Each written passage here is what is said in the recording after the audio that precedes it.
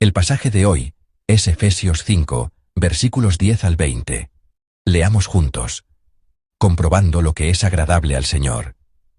Y no participéis en las obras infructuosas de las tinieblas, sino más bien reprendedlas, porque vergonzoso es aún hablar de lo que ellos hacen en secreto. Mas todas las cosas, cuando son puestas en evidencia por la luz, son hechas manifiestas, porque la luz es lo que manifiesta todo. Por lo cual dice, despiértate tú que duermes, y levántate de los muertos, y te alumbrará Cristo. Mirad pues con diligencia cómo andéis, no como necios, sino como sabios, aprovechando bien el tiempo, porque los días son malos. Por tanto, no seáis insensatos, sino entendidos de cuál sea la voluntad del Señor. No os embriaguéis con vino, en lo cual hay disolución. Antes bien sed llenos del Espíritu, hablando entre vosotros con salmos, con himnos y cánticos espirituales, cantando y alabando al Señor en vuestros corazones, dando siempre gracias por todo al Dios y Padre, en el nombre de nuestro Señor Jesucristo. Amén. Estamos meditando juntos en la conclusión de esta carta a los Efesios, la carta que el apóstol Pablo envió a los santos de la iglesia de Éfeso. Los cristianos, salvos por la gracia y el amor de Dios, manifestados más claramente en Jesucristo, son personas cuya identidad y condición han sido transformadas completa y eternamente. Han pasado de ser enemigos de Dios a ser hijos de Dios, de siervos que gemían bajo el poder del pecado y las tinieblas, a hijos de la luz que han obtenido la libertad. Así, después de proclamar el Evangelio que nos libera del poder del pecado, gracias a los méritos de Jesucristo, Pablo no concluye su carta ahí. Como meditamos ayer, también presenta con claridad cómo deben vivir los cristianos que se han convertido en hijos amados de Dios, en hijos de la luz. Los cristianos deben vivir de una manera diferente a como lo hacían antes, practicando las buenas obras que Dios ha preparado. Deben imitar a Dios y reflejar el amor de Cristo. Ya que se han convertido en hijos de la luz, es justo que actúen como tales. Vivamos santamente, como corresponde a quienes han recibido la gracia, como corresponde a los hijos de la luz. Aunque es una frase que hemos escuchado muchas veces, a la que estamos acostumbrados y que conocemos bien, también puede sonar un tanto abstracta y vaga.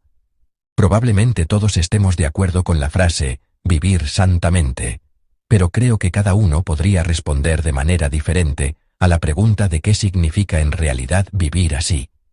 ¿Qué significa para ustedes, amados hermanos, vivir santamente? ¿Qué significa alcanzar la santidad? La palabra de hoy nos ofrece una clave para responder a esta pregunta, uno de los significados de la santidad.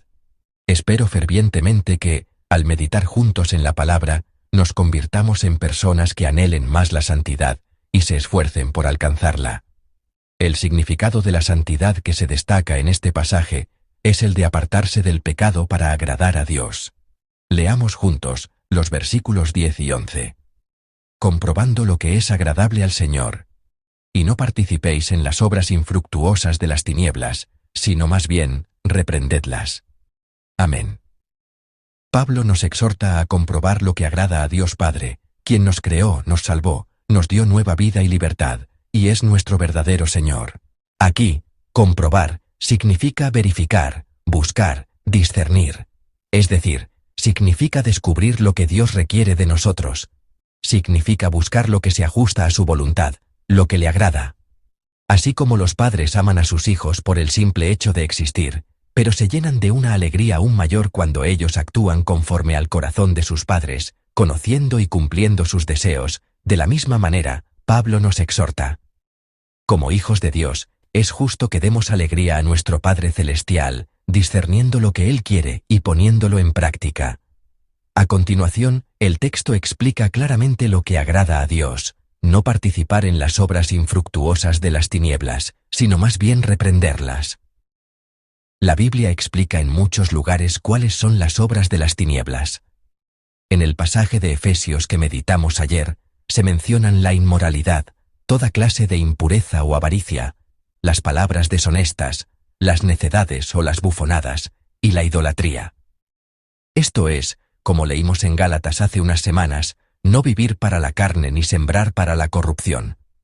Un corazón malvado, manchado por el pecado y centrado en sí mismo, así como las acciones que de él surgen, nunca podrán producir el buen fruto que agrada a Dios.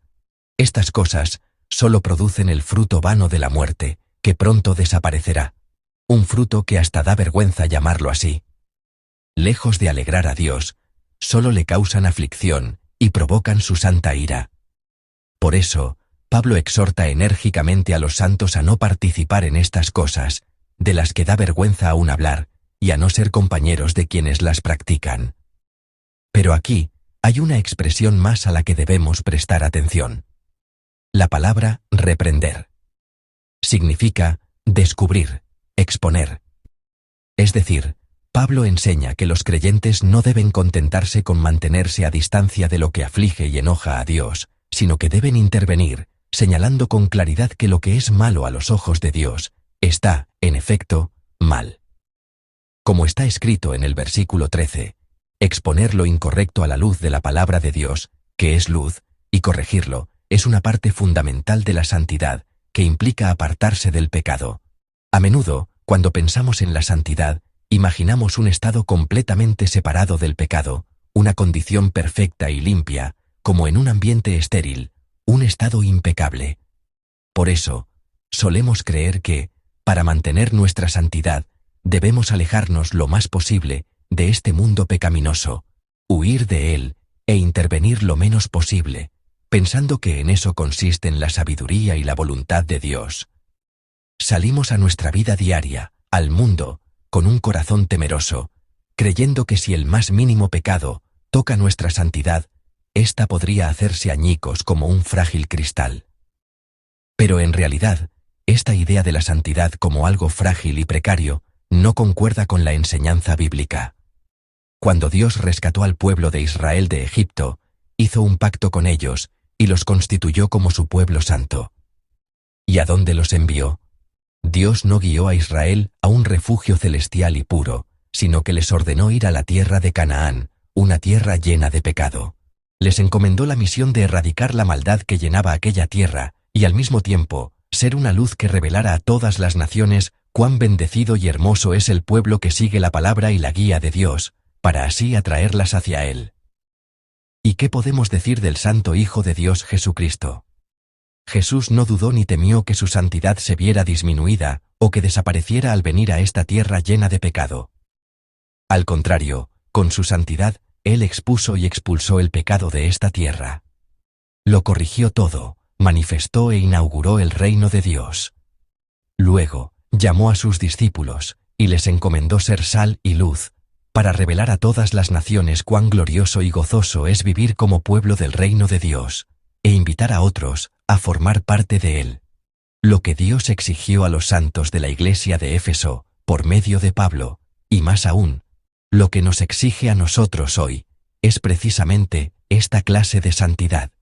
No una santidad débil que se contamina y se corrompe al entrar en contacto con el pecado, sino, por el contrario, una santidad que derriba, expulsa y vence al pecado, purificando lo que toca. En la vida cotidiana, hay muchas ocasiones en las que no reconocemos el pecado como tal. Hay muchas prácticas malignas tan profundamente arraigadas en nuestra vida y cultura, que las aceptamos como normales. La avaricia que brota de un corazón idólatra, que valora algo más que a Dios. La envidia y los celos por el éxito o las posesiones de otros. Las palabras intolerantes que critican, calumnian y se burlan de los errores ajenos, y la dureza de corazón que se mantiene en silencio e ignora las heridas y el dolor del prójimo.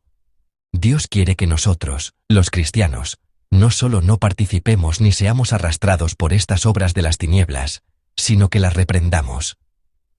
Él anhela que señalemos con claridad que tales actitudes son pecado y contrarias a su voluntad y que, más aún, corrijamos esas prácticas.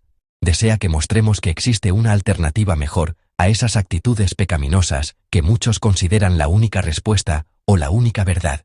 Quiere que lo demostremos poniendo en práctica los caminos que Él mismo enseña.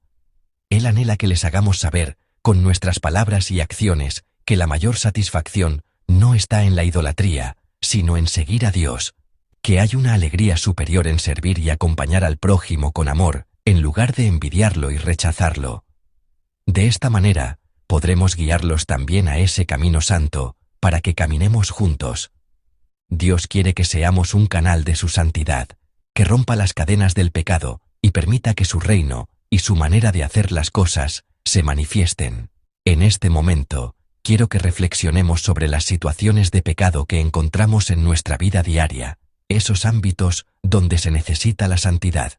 Por ejemplo, en lugar de unirnos a las murmuraciones y añadir más leña al fuego, podemos hablar de las virtudes de esa persona y cambiar así el tema de la conversación.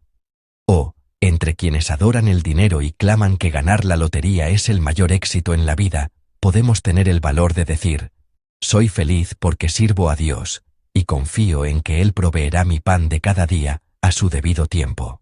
Una vida que no huye diciendo: no es mi problema, ante un mundo que comienza con cosas triviales y cae en pecados cada vez mayores, sino que se planta con valentía en medio de todo ello para presentar el camino de Dios.